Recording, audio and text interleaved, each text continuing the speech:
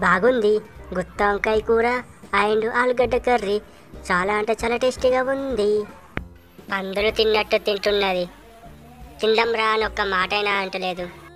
తిను, బాగా తిను. నన్ను పిలుచుడైతే అద్దు నీకు. ఏ ఆగురా, నాకు సరిపోయినాక నువ్వు తింటావు కానీ.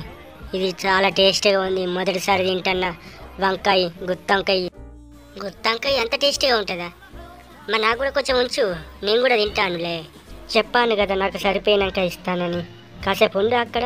ఇది చాలా అంటే చాలా టేస్టీగా ఉంది. సరే సరే, వెయిట్ చేస్తానులే. ఆహా, చాలా టేస్టీగా ఉంది.